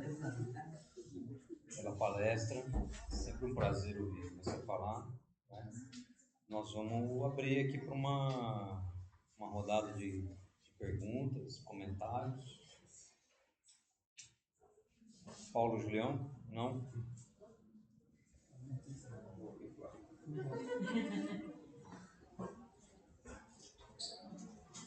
Fica aí aberto para algumas questões. Enquanto o pessoal vai pensando, deixa eu perguntar uma coisa para você. O que você acha? Diversas coisas, né? Apareceram aí na sua fala, como sempre, né? Tem uma coisa interessante que é uma tese do Antônio Cândido que recupera isso, né? Intelectualidade paulista, que vai discutir isso. O professor Paulo Arantes, depois, né? Um livro sobre a fundação do Departamento de Filosofia, né? na USP, né? Departamento Francês de Ultramar. Ele recoloca esse questionamento que é posto pelo Antônio Cândido, que é o seguinte, que diz respeito ao corte de 64, né? E tem muito a ver com o que você falou no âmbito da construção de uma cultura nacional, né? Que fosse erudita. Ele vai dizer que acho que o foco do Cândido se dá na literatura, não sei muito bem que outros campos da arte, mas ele está baseado na literatura. Ele vai dizer assim, que o Brasil começa a se construir uma literatura nacional, uma cultura nacional fortíssima, né? Que se dá ali, se você quiser começar com José de Alencar, né? Vai passar pelo Lima Barreto, Machado, os movimentos de 22, né? Tal. E que você tem no século XX, né, uma série de escritores brasileiros assim, do calibre de alguém como um Graciliano Ramos, né, como essa de Queiroz, enfim, entre tantos outros grandes escritores. Né? E que isso estava se dando, então, é exatamente isso que você colocou, Brando, a formação de uma cultura nacional genuína, que, segundo ele, do ponto de vista da literatura, poderia, né, se continuasse a se desenvolver, poderia ser assim comparável a uma literatura russa, por exemplo, pelo seu alcance, pela sua qualidade. Né? E a tese do Paulo, né, do Paulo Arantes, é que é o seguinte, que 64 vem e corta isso. Né? Você tem um corte, grandes intelectuais, grandes escritores são exilados, né? Um processo de censura, né? que não deixa também que a produção flua. Né? Mas mesmo no cotidiano, né? Não há um incentivo à fruição artística, né? Especificamente aqui falando da literatura, lembrando que, por exemplo, o Médici, segundo aquela obra do Gaspari, né, fala assim que o Médici ele se orgulhava de nunca ter lido um livro na vida, era o orgulho dele. Era um grupo de pessoas que não tinham o menor interesse pelo que é erudito, pela cultura, enfim. Então 64 vai romper e nós nunca conseguimos recuperar isso. Né? Nunca talvez não fosse isso, a gente tivesse uma produção, pelo menos no campo da literatura, comparável a alguns países europeus. Eu queria saber o que você acha dessa tese, enfim, tá? Concorda, discorda, acho que pode ser uma rodada.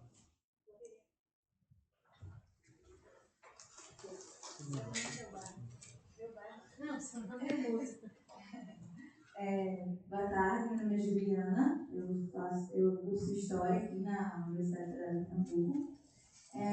Eu acho muito interessante estudar Pernambuco, porque sempre foi um estado muito vigiado. Aí, o senhor citou alguns anos, que sempre são importantes relembrar, mas eu queria perguntar especificamente sobre o movimento cultural popular, porque eu queria saber se tem a possibilidade, se o senhor acha que tem a possibilidade de reaver esse movimento em algum dia, em algum momento da nossa história, porque foi importante antes de 64, antes desse iniciamento, e qual a importância dele, não só de estudar esse movimento, mas, enfim, e não só para Pernambuco, mas no cenário nacional, a importância desse movimento, e se é possível, se o senhor acredita na possibilidade de uma volta, né? Um retorno desse movimento. MCP 2.4. Eu, não necessariamente uma pergunta, mas primeiro parabenizar, né? Livro Lombroso 64 não é para todo mundo. E eu particularmente tenho, ontem estava assistindo Livro Poético, e o Lombroso está nessa série da Netflix, né? Coincidentemente, ontem eu estava vendo o ator que faz o papel do César Lombroso. Mas, independentemente disso, citou aí, dentre o rol daqueles intelectuais de geração de 1970, que a partir de Pernambuco ecoa para o Brasil inteiro, dois sergipanos, que assim, como eu, são do interior de Sergipe, né? O Silvio Romero e o Tobias Barreto, né? Não sem razão, a Faculdade de Direito recebe o nome de Casa de Tobias, né? Mas a gente não pode desconsiderar dois elementos sobre isso, até que eu queria saber aqui como é que os pernambucanos e a sua opinião sobre isso, né? São duas figuras bastante controversas, né? São os melhores amigos. Silvio Romero, ao final da vida, faz uma campanha para que Tobias Barreto, que eram, abre aspas, mulato, malcriado, dúbio, e que muda de opinião a cada instante, fecha as aspas. É assim que ele aparece. Sob a visão de alguns dos seus algozes, lá na própria escola, na Faculdade de Direito do Recife.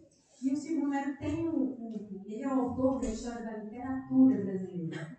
E dentro dessa literatura brasileira, muito do folclore, da cultura popular, aparece como um elemento genuíno da cultura e da literatura brasileira. E aí me parece um pouco um contrassenso, né? Porque, ao mesmo tempo, as cartas que são trocadas pelos dois é com amor, meu dileto companheiro, meu amor, Silvia Barreto, meu com amor, Silvio Romero, né? E quando a gente percebe o lado, as relações mais afetuosas e mais de amizade entre os dois, é muito difícil compreender o Silvio Romero como esse que, ao fim e ao cabo, exterminaria a origem do próprio Tobias Barreto. E há várias versões sobre essa história e sobre essa relação. E uma delas, que eu, como Sérgio começou, quero acreditar, é de que Silvio Romero ele entendia a composição brasileira como uma composição miscigenada e que a gente tinha herdado o pior de todas as culturas, né? Sendo hoje que uma das saídas seria essa do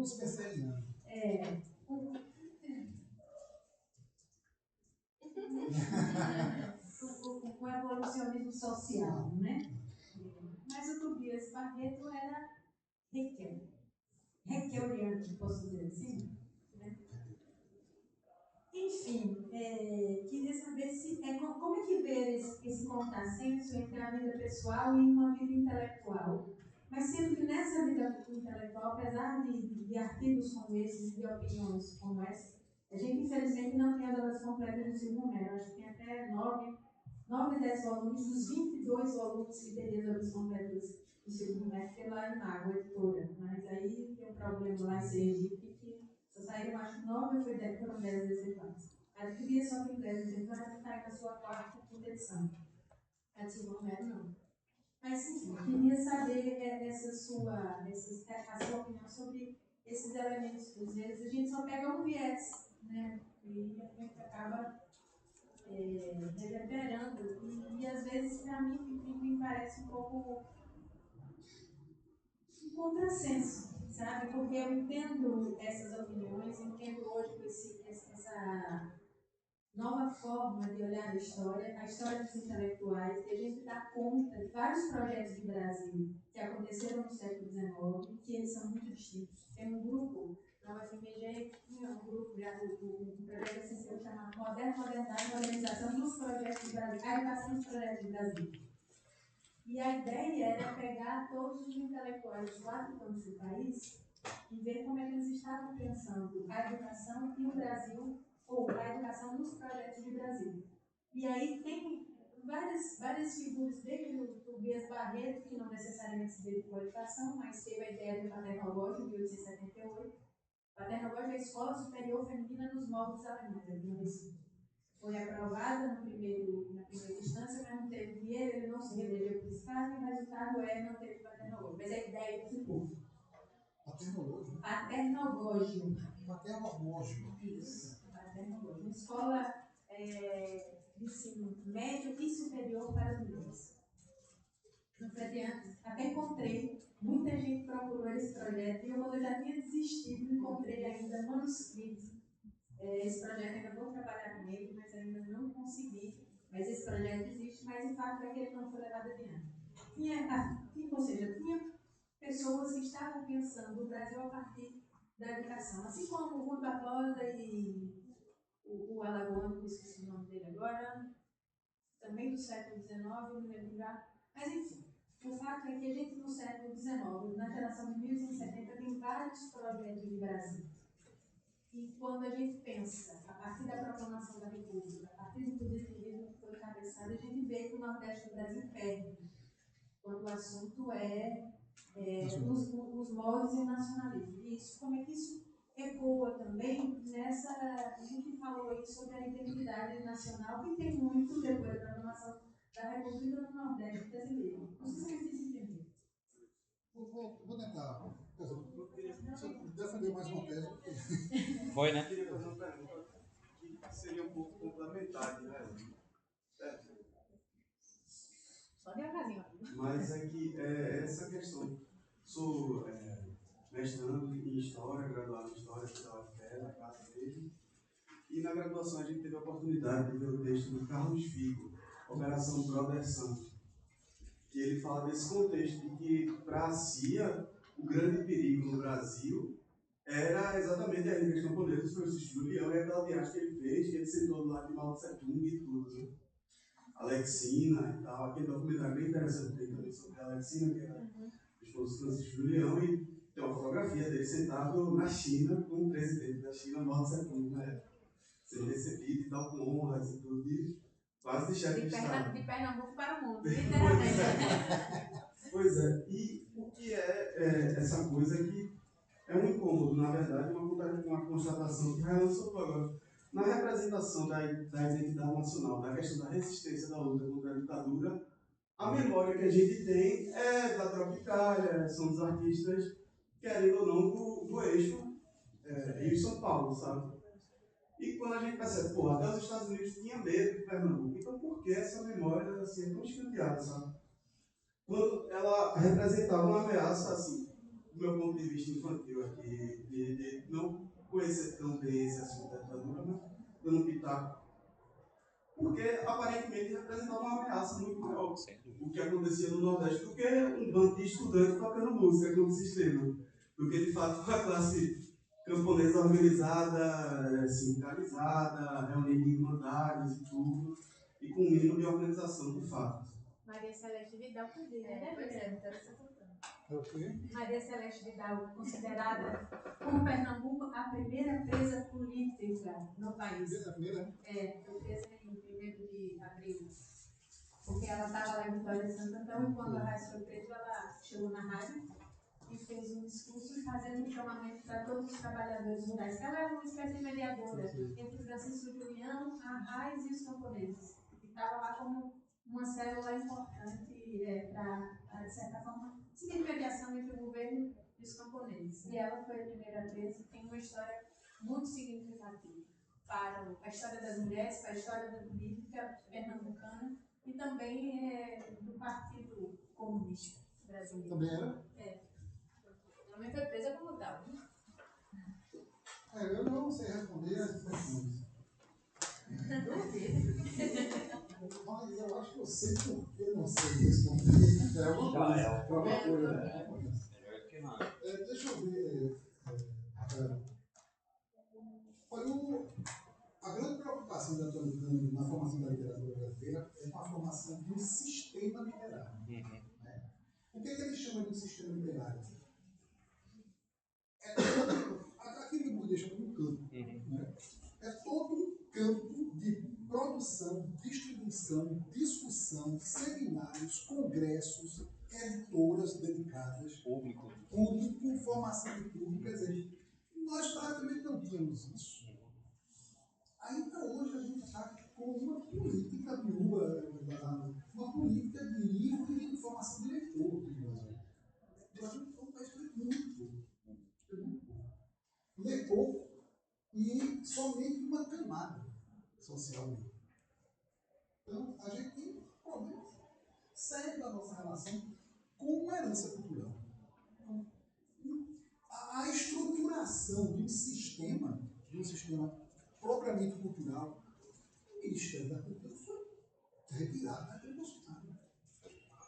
Essa lá, voltou agora. Estão vendo? Então, quer dizer, a gente não teve durante todos esses. A gente, claro, absorveu todos os movimentos que vieram da Europa, o simbolismo, o romantismo, o realismo, o naturalismo, o modernismo, todos eles a gente praticamente absorveu, e depois ainda as correntes mais vanguardistas, né, como o cubismo, etc. Né? Mas foram movimentos extremamente restritos, sabe? Tem muitos grupos. Aqui em Pernambuco, a Escola de Belas Artes, a antiga Escola de Belas Artes do Recife, a Xereador, cheia de 66 levou, ficava junto dos Correios, dançado no Rio, junto dos Correios, mas é cheia do Rio. Mas são grupos muito pequenos e com uma influência de fazer epígonos, fez dentro de escolas muito reservadas. Aonde foi que, numa escola pública, a gente analisou a obra de Teresa Costa Rico? A obra de Samir, Gilvan Samir. A obra, o trabalho foi feito em música por Geraldo Menucci, por exemplo. Onde é que uma escola pública se preocupou com isso? Agora está preocupado hoje com a educação financeira. Empreendedorismo. Então, Protagonismo do Então, observe que a gente não teve propriamente a criação. E lembre-se que você falou da Fundação da Universidade de São Paulo, em 1964, daquela missão francesa, Lacambé, Lévi-Strauss. Você consegue ver as aulas eram dadas em francês. Os alunos ouviam as aulas em francês. E como eu digo, a nossa elite estava muito mais preocupada em ser país. Aqui mesmo, em Recife, Sérgio Loreto, que foi governador da província, ele manda destruir praticamente todo o centro da cidade para fazer esse centro que a gente tem hoje. Com o objetivo de afastar a negritude para a periferia. A mesma coisa que Pereira Passos faz no Rio de Janeiro, que destrói aquele o Rio de Machado de Assis, para construir esse rio das grandes avenidas, dos grandes boulevards, a Avenida Rio Branco, que chamava de São Paulo também, na São Paulo faz a construção do viaduto do Chale. O Vale do Anhangabaú. Isso.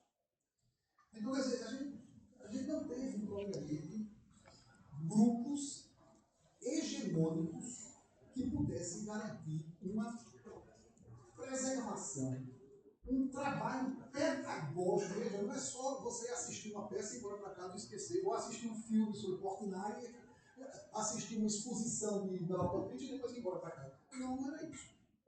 Tivemos um programa pedagógico.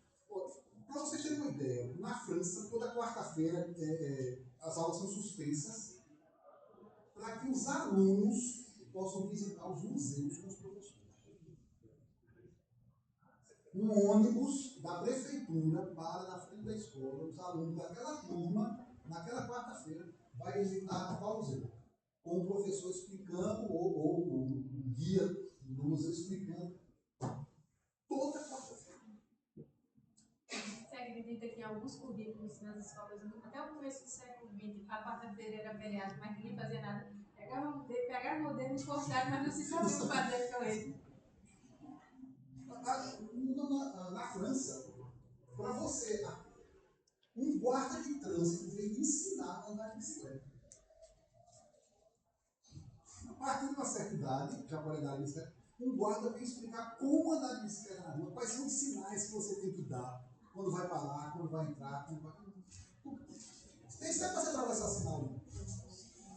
Um guarda de trânsito veio explicar isso para isso. Observe, eu estou dando esse exemplo de como é que uma vida cívica e uma vida nacional é estruturada a partir da escola, a partir de uma pedagogia.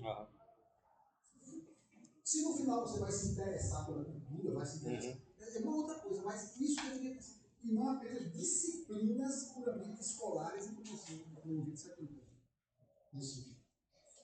Então eu acho que o que eu estava preocupado, a gente pode estender, era com a criação de um sistema literário brasileiro, que a gente tivesse congressos literários, editores, autores, leitores, disciplinas universitárias trabalhando a literatura brasileira.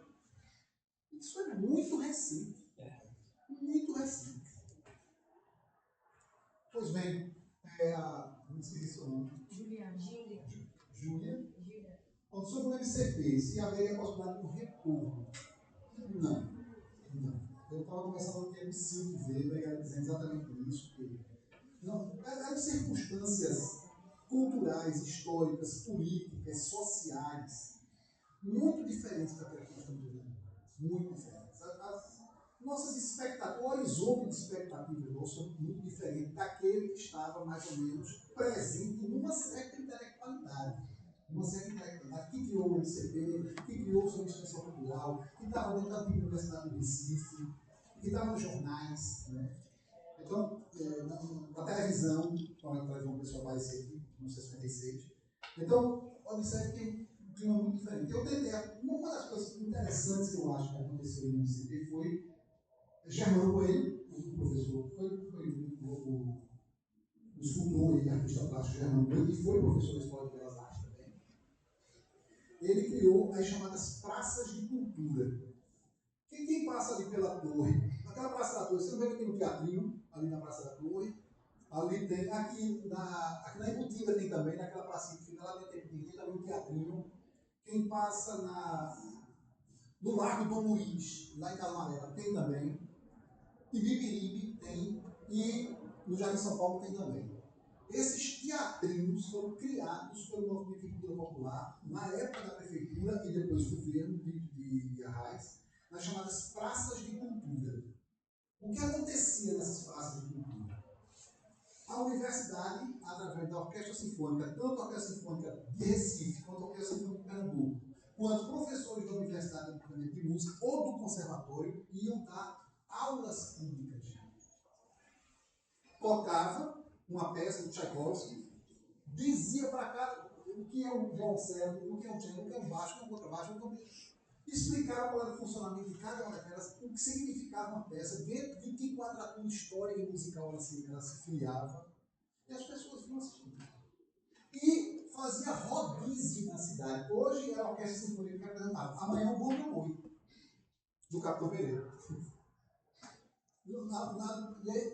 Não só eles ganhavam para fazer esse sistema de rodízio em 8 praças, como você tinha uma conexão entre cultura popular e cultura erudita, que Ariano Suassuna tentou fazer isso, inclusive nas aulas de espetáculo dele, no balé popular, mas já numa outra circunstância muito diferente, num ambiente muito diferente. Botava essas cadeiras, a prefeitura instalava as cadeiras, botava luz, lá dentro as pessoas podiam trocar de roupa, porque tinha esse teatrinho, tinha banheiro, trocava de roupa, tinha água, e se apresentavam e tudo explicado. O que é o bom meu boi? Por que o boi ressuscita? Qual é a noção de ressurreição que está presente no boi? O que é o fandango? O que é o Manaus Catarina? Todas essas manifestações populares. Então, por por exemplo, na música, o professor Geraldo, o maestro Geraldo Menuti, tinha passado muitos anos na União Soviética e ele tinha visto apresentações de orquestras tocando na ponte, pegando mínimo, tocando óperas do clássico europeu, as pessoas ouviram, 5 ou 6 pessoas, e você dá uma olhada para ele. E ele resolveu trazer isso não para ganhar dinheiro, mas pegar pequenas orquestras que iam tocar nas praças públicas e formar músicos. Na prefeitura de Olinda, ele pegou os funcionários da prefeitura de Olinda, que não tinham nenhuma noção de música, e montou uma orquestra. E montou uma orquestra dos funcionários de música. Então, quer dizer, nós temos um ambiente cultural efervescente que eu acho muito difícil que ele possa se reproduzir hoje, sobretudo numa época de meios de redes sociais, que eu acho que é muito mais desmobilizador politicamente do que a gente pode imaginar, dessa atomização ultra-individualista que nós provocamos, e desmobilização. Quer dizer, acho que nós não somos mais. Eu estava ouvindo um filósofo francês, Francis Conville. Sim. Francis Conville, numa entrevista realizada francesa, dizendo que nos anos 30, quando se falava em solidariedade, as pessoas pegavam uma arma e iam para a Espanha lutar ao lado dos republicanos contra os falangistas. Hoje, quando se fala de solidariedade, você deixa um quilo de feijão na saída do mundo e vai para casa se televisão. Então, a gente está com um nível de mobilização, não somente das nossas consciências políticas. Quem estaria disposto hoje a dar a vida pela liberdade? Aquele discurso que Bolsonaro está fazendo, darei minha vida pela liberdade. Eu gostaria que o próprio Bolsonaro já tivesse dado a dele. Eu me sentiria muito mais livre. Ele e os filhos. A gente até não ia na missa. Eu Então, Leu a cassação de dia 30. A carta de suicídio dia 30. Saio da vida para entrar na história, né? E quando os vilipendiarem, sentirá no peito energia para. E quanto à sua questão, quer dizer, mais uma tese que você levanta, veja, eu acho que você participar de uma corporação de ofício lhe faz certas exigências. Exigências no uso de uma linguagem. Não esqueçam que vocês estão aqui para aprender também a usar uma linguagem. Uma linguagem da história, uma linguagem da sociologia, uma linguagem da pedagogia. E que é essa linguagem que vai permitir que vocês entrem dentro de um espaço institucional regulado. Vocês não podem fazer uma tese, não é, professora? Você não pode fazer uma tese usando qualquer linguagem. Mas a linguagem, em princípio, está formalizada no interior da instituição. E essas pessoas se tratem com termos afetivos e, ao mesmo tempo, têm projetos tão diferentes, isso eu acho que ocorre em qualquer instituição. O Partido Comunista era confusão em toda a reunião. Mas com a obrigação de, ao sair, apresentar uma decisão conjunta. Aquele roupa solucionada em casa. Para o público, a gente aparenta uma verdadeira homogeneidade ideológica que não existia. Sim. Você tem dentro do Partido Comunista símbolos nacionalistas, marxistas, trotskistas, porque não existia no Partido Trotskista do Brasil. O PCdoB, mais tarde, por influência chinesa, e depois se transformou numa coisa completamente diferente. Mas eu acho que a gente não vai ficar muito ensinando como é que a minha relação pessoal e afetiva com um membro de uma corporação pode me orientar de formas tão diferentes. Como é que eu trago elementos ao mesmo tempo das classes populares, valorizando essas classes populares, para o interior de uma valorização institucional e ao mesmo tempo estou propondo o extermínio da raça negra para garantir o processo civilizacional. Eu, sinceramente, não vejo isso como uma contradição. Para que você possa... Você sempre da teoria da circularidade de Bakhtin, eu não tenho nada no livro dele sobre a cultura popular da Idade Média, Bakhtin ou Voloshinov. Então, a única coisa que eu sei de Bakhtin é que 90% dos textos que atribuem a Bakhtin é de Voloshinov. Não, mas eu acredito que seja dele, né? Eu li como sendo dele, né? Cultura popular no final da Idade Média. Quando ele fala da tese sobre a carnavalização da cultura. Como é que uma cultura, para se tornar hegemônica, ela precisa ir buscar elementos das classes dominadas e dar um outro tratamento linguístico, semântico a essas palavras ou esses significados que agora vão ter uma função de dominação hegemônica. Veja o que está acontecendo. Pessoal, você pega a linguagem das pedagogias neoliberais, essa também põe um espírito de equipe, respeito ao outro, veja o seguinte, pessoal, veja. O manifesto dos pioneiros da educação em 32 falava também de duas coisas: da democracia, do desenvolvimento econômico e social e da formação de uma massa alfabetizada no Brasil e do plano de alfabetização e de educação. Em 37, com o golpe de 37, Capanema vai cavar isso do manifesto dos pioneiros da educação. Capanema nada se perde. Nada se perde. O meu querido Carlos Drummond de Andrade, com quem eu abro, inclusive, a minha dissertação de mestrado, com um poema dele, A Verdade, era chefe de gabinete de Capanema. Isso que tem vários que vão aderir, não? Em 1971, na Lei 5692, pleno período de Médici, 1971, a Lei 5692 fala de desenvolvimento da consciência crítica e cidadã. Em plena disponibilidade. É como se consciência crítica, conscientização não fosse incompatível com o Estado autoritário. Como é que nós pegamos, então, certas palavrinhas que têm uma ressonância? Quando eu estava fazendo dissertação aqui nessa universidade, eu fiz uma brincadeira com esse meu professor não gostou. Eu disse: olha, toda dissertação para ser aceita aqui nos anos 80, pessoal, comecei nos anos 80. Toda dissertação para ser aceita aqui nessa universidade tem que começar assim. Esse trabalho se coloca abertamente a favor das classes trabalhadoras em vista da construção do regime socialista, baseado na acadêmica materialista de Marx. E se não disser isso, não será nem aberto para ser visto. Mesmo que no miolo você nunca tenha nem aberto uma página de Marx. Desculpe, mas o fenômeno da institucionalização de uma ideia é talvez o risco que corre todas as ideias. Paulo Freire, me desculpe, pessoal, porque tem o Paulo Freire aqui, acho que não, né? Mas Paulo Freire eu disse que o Paulo Freireanismo é uma teologia laica.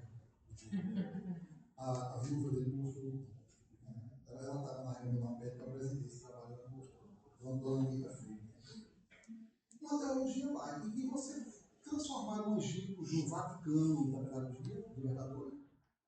A linguagem existe um mandarinato, pessoal, um mandarinato. Paulo Freire não desse país. Eu acho que o grande mandarim, o professor da USP chamado Luciano. Um mandarinato. E o grau de proximidade com o mestre falecido lhe dá mais autoridade, inclusive espiritual, para que você possa exercer o seu apostolado. Com uma linguagem específica da qual você não deve se afastar. Uma hierarquia, congressos, seminários. Eu mesmo fui professor da disciplina de educação popular. Não tinha nenhuma dúvida analfabeta na disciplina. E nem estava com nenhuma pretensão de conscientizar nem de libertar ninguém. Eu estava apresentando uma teoria. Paulo Freire, alguns anos antes de morrer, teve uma reunião no Rio Grande do Sul, ele estava conversando com um grande amigo dele, amigo Andreola, né? Ele fez uma conversa particular e tal, e ele disse: olha, amigo, quando eu morrer, uma coisa que eu não quero é que se crie um clubinho Paulo Freire. Aí disse que ele foi lá, voltou e disse: não, clubinho não, o que eu não quero mesmo é um Estado.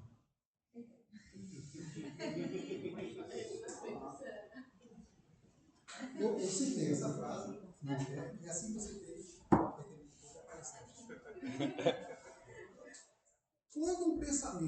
o sujeito se tornar patrono da educação nacional. Políticas públicas federais. Eu participei, fui chamado, representante das universidades, o governo Dilma estava lá. E aquele chefe de gabinete de Dilma, esqueci o nome dele, ele foi fazer a apresentação. Ele só ficaria muito feliz no dia em que as ideias de Paulo Freire estiverem também nas Forças Armadas. Aí eu disse, não me desculpe, ministro, mas como é que o senhor pretende conciliar baioneta com dialogia? Ele ficou encabulado. Não é isso que eu quero entender. Eu perguntei ao meu filho, na sala que eu estava trabalhando, vai conciliar baioneta com dialogia. Então, quer dizer, essa institucionalização do pensamento é talvez o risco que corre todas as ideias, pessoal. O cristianismo não é o sermão da montanha. O marxismo não é o manifesto comunista. O Paulo Freire não é a pedagogia comunista.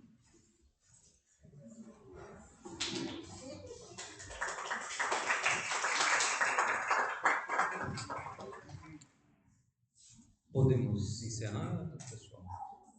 Sim. Então, Explicando aqui a saída de alguns, porque tinha a aula. Então, eu vou agradecer mais uma vez, né, o público aqui e, sobretudo, agradecer ao Flávio, né, pela brilhante exposição, como sempre, né, disponibilidade e atenção que ele tratou desde o começo, quando a gente fez o convite. Obrigado.